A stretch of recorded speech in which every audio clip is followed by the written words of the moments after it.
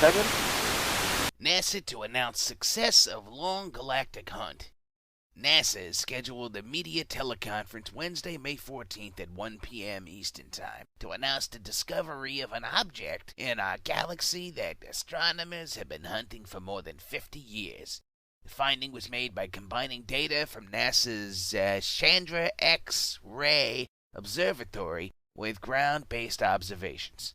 Oh boy, I'll tell you folks, I'm gonna lose my cookies right here. Give me a freaking break. I mean, you didn't buy into that malarkey, did you? Nah, of course you did. You're smarter than that, but the public isn't. You know, truth be told, the genie came real close to busting out of his proverbial bottle this afternoon. In fact, it registered a good 8.2 on the conspiracy scale. Let me set you up with the background info so you can digest this properly, alright? Earthquakes, volcanoes, typhoons, tornadoes, ants. What do these all have in common? Yeah, that's right, Nibiru. Now let me refresh your memories here. Nibiru, to the Babylonians, was the celestial body associated with the god Marmaduke. But this name comes from the Sumerian cuneiform tablets and writings dating back like 5,000 years, right? Well, most of the uneducated think it's just another name for Jupiter, but get this, it's pretty much been proven by good old science guy and fellow truther, Zach Stitchin. His verifiable research discovered that the name actually refers to a planet killer that's on its way here ready to smash into our blue marble home like an out-of-control freight train from hell. It looks just like one of those doomsday machines from Star Trek. You know, the one that looks like a giant space bugle. So yeah, flash forwards to a couple days ago. At least a dozen amateur astronomers on the ground individually spotted this great big-ass rock at least a week away from us.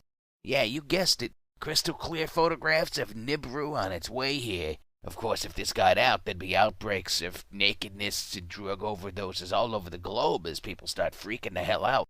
If you gotta go out with some dignity, alright?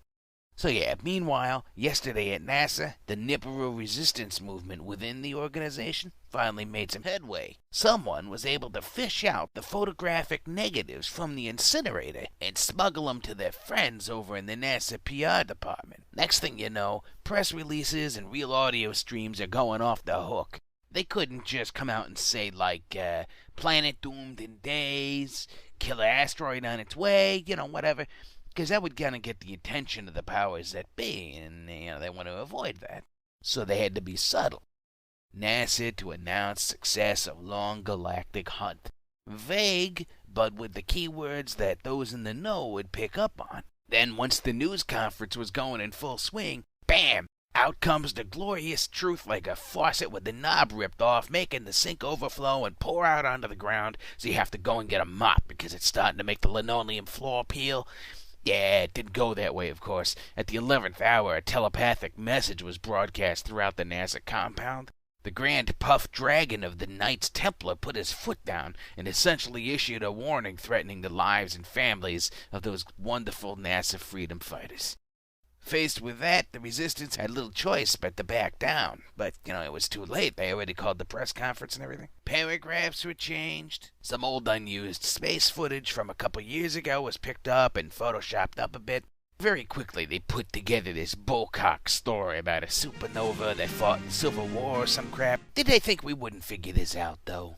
Do they think we're dumb? Well, let me tell you right here, you have no idea.